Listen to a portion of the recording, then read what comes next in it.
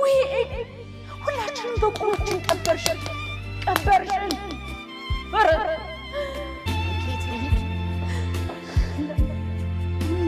ምንድነው ወይ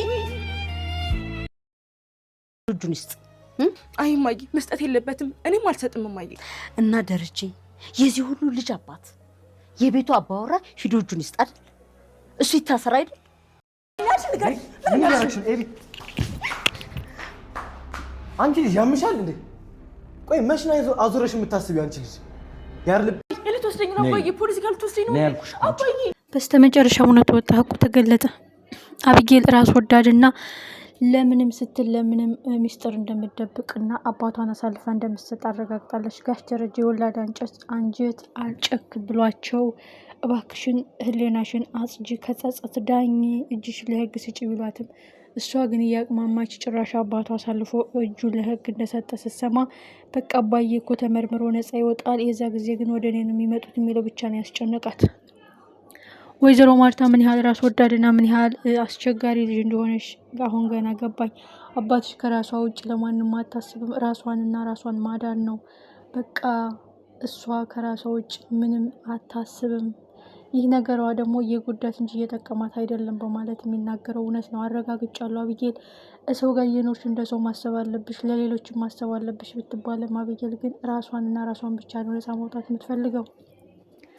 ጋሽ ደረጀ የማይሰሙትን ነገር ሰሙ አባዬ መታሰር ከፈለገ ይታሰር እኔ ምን አገባኝ በቃ እኔ እጠፋለሁ እማዬ ወደ ውጭ ላኪኝ የሚለውን ቃል ብቻ ነው የሰማችሁ ጋሽ ደረጀ ማመን አቃታቸው የሰሙትን ሰላም የተከበራችሁና የተወደዳችሁ ውድ ቤተሰቦች ሰላማችሁ ይብዛልኝ ተወዳጁ ዳጣ ዛሬ ማጓጊና ልብ አንጠልጣይ እንደሆነ ቀጥሏል በዚህ ከባድ ጊዜ ውስጥ ሆና ራሱ ስለ ሌሎች ሰላም ማንሳትና ስለ ሌሎች ሰላም ማጣት ብቻ ነው የምትጨነቀው አቢጌል እማዬ ዋህነትሽ እያጠቃሽ ነው እስኪ ጠርጥረሽ እኮ የምትጎጁ ነገር የለም በቃ ጠርጥሪ አባያና ናታን ጠርጥሪ የልጇን አባት ካልተናገረች እዚህ ቤት እንዳትመጣ አሁንም የሰውን ህይወት ነው እየፈተፈተች ነው የሰውን ህይወት ነው እያማሰለች ያለችው ስለዚህ ይህችን የመሰለች አቢጌል የምትባል ተንከሲስ ልጅ ታዲያ በህግ መቀጣት አለባት አባትን ያህል ነገር እኔ ልጄ ህሌና ይረፍታቷል ሰውን ያክል ፍጡር ግቢ ቀብሬ እንዴት ነው ሰላማዊ እንቅልፍ ምተኛው አንቺ እኮ እዚህ መቀበሩ በጣም ደስ ብሎሻል ምክንያቱም ፖሊስ እንዳይሰማ እውነቱ ተዳፍኖ እንዲቀር ነው የምትፈልጊው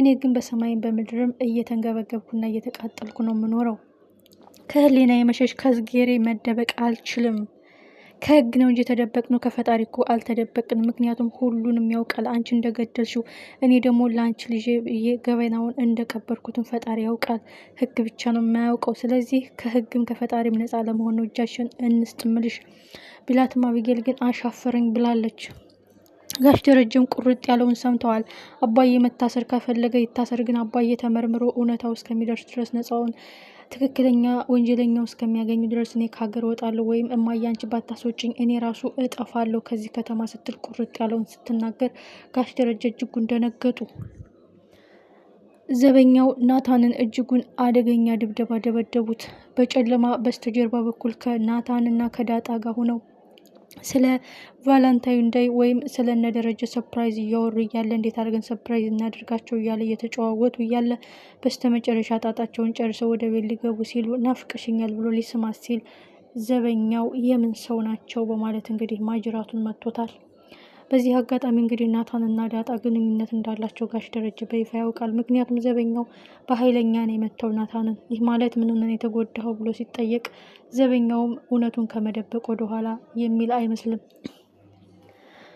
እንቅጯን እየተናገረ ምናልባሽ ሊያጋልጣቸው ይችላል ወይዘሮ ማርታም ደረጃ አይኑን መግለጽ አልቻለም እንጂ ናታንና ዳጣ ኮልም ያለ ፍቅር ከገቡ ቆይተዋል ስትል ለደረጃ ነግረዋለች ዳጣ ማሳካት የምትፈልገውና የሚፈታላት እንቆቅልሽ ብዙ ነገር አለ ስለዚህ ያንን ሳትፈታ ያንን እንቆቅልሽ ሳታውቅ ይሄን ያህል ግንኙነት ትገባለች ብዬ አላስብም ሲሉ እንቅጩን ነግረዋታል አንተ አይንህን አልገለጽክም እንጂ አይንን ከገለጥኩ ቆይቻለሁ ነገርየውን በድብቅ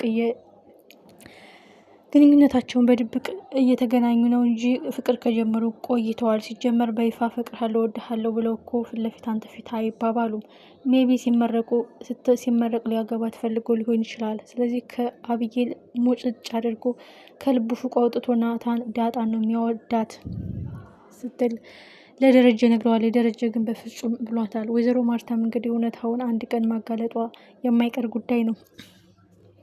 አሁን ግን ዘበኛው ናታንን ምን ያህል ቢጎዳውና ምን ያህል ቢደበድበው ነው ሆስፒታል የገባው? በጣም የሚያሳዝንና ልብ የሚሰብር ጉዳይ። አብጌልም የምትፈልገው ይሄን ነው፣ የናታንና የዳጣን ውርደት።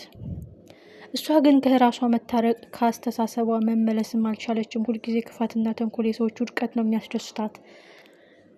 ጋሽ ደረጀስ በሰሙን ነገር አዝነው በቃ ላንቺ ምንም አይነት ርህራሄና ምረት የለኝም፣ ስለዚህ ከፈጣሪ ብሸሽም ብደበቅም እሱ አይተወኝም፣ ሁሉን ነገር ያውቃል ፈጣሪ፣ ከህግ ግን መደበቅ እንችላለን።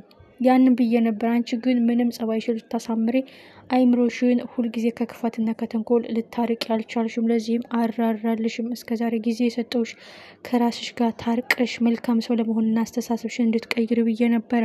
አሁን ግን የአባትነት አንጀቴ ቆርጦልኛል። አቢጌል እዚህ ጋር ያበቃል ያንቺና የኔ ልጅና አባትነት በማለት እጇን ጎትተው ለህግ ሊሰጧት ቆርጠዋል። ወይዘሮ ማርታም የአቢጌልን ጥንቅቅ ያለ ባህሪ ያውቃለች። የሰዎችን ክፋት ብቻ ጎልጉለሽ የምታወጪ፣ የአንቺ ሚስጥር ግን ተዳፍኖ የሰዎችን ሚስጥር ማውጣት የምትወጂ፣ ስለዚህ አንቺ ራስ ወዳድ ነሽ እንጂ ለሰዎች የምታስቢ ምንም አይነት ቅንጣት ያክል አስተሳሰብ የለሽም። ለስሙ ህግ ተምሬያለሁ ትያለሽ። ህግ ሁሉንም ጠርጥር ቢልም ግን ባላንስ ማድረግ አለብሽ። መልካም ሰውና መጥፎ ሰው መለየት አለብሽ። አንቺ ለአባትሽ መልካም ካልሆንሽ፣ አባትሽ ግን ለአንቺ እጅግ ደግ አባት ነበረ። ለአባትሽ እኔ እታሰርልሃለሁ ብለሽ ራሱ በሱ ወንጀል መታሰር ሲገባሽ፣ አንቺ ግን ያሳሰበሽ አባትሽ መታሰር ሳይሆን አባትሽ ታስሮ መርምረው እውነታውን ሲደርሱ ወደ አንቺ እንደሚጠቁም ነው መረጃው ያሳሰበሽ። እኔ ደግሞ ማርታ በፍጹም ከእውነታው መሸሽ፣ ከሀቁ መደበቅ አልችልም። የሚገባሽን ቅጣት ማግኘት አለብሽ ብላ ፈርዳባታለች። መጨረሻው ምን ይሆን? ሁላችንም በጉጉት እንጠብቀዋለን። ናታንስ ምን ያህል ጉዳት ደርሶበት የሆነ እጅግ አጓጊና ልብ አንጠልጣይ ነው። በጣም የሚያሳዝንና ልብ የሚሰብር ጉዳይ ነው። ዘበኛው ናታንን ያውም ከኋላው ማጅራቱን ነው የመታውና ከባድ ጉዳትም ሊደርስበት ይችላል። ዳጣ እንግዲህ ከዳጣ ወደ ማጡ ሊሆንባት ነው ማለት ነው። ናታን ከተጎዳ በጣም ከባድ ነው ነገሩ። ምክንያቱም በአንቺ ሰበብ ነው እዛ ጨለማስ ምን ትሰሪያለሽ ብለው ሊቆጧት ይችላሉ ማለት ነው። ስለዚህ ናታን መጎዳት የለበትም፣ ራሱን መሳት የለበትም የሚል እምነት አለኝ። ዘበኛውስ ምን ያህልስ መቼም የግቢ ሰው ወይም የቤት ሰው ሆነው ነው እንጂ እንደዛ ግቢ ውስጥ ሲሳሳሙ ያያቸው የውጭ ሰው ሌቦች ሆኖ አይገመትም። እንዴት ናታን በዚህ ልክ ሊደበድበው ቻለ? በጣም ያሳዝናል። በጣም ልብ ይሰብራል። ዳጣም እጅጉን ልቧ ተሰብረዋል። በዚህን ያህል ልክ ይጨክንብናል፣ ማናችሁ ምንድናችሁ ሳይል እንዴት እርምጃ ይወስዳል ብላ እጅጉን ተደናግጣለች። መጨረሻው ምን ይሆን? ቀጣይ ክፍል በጉጉት እንጠብቀዋለን።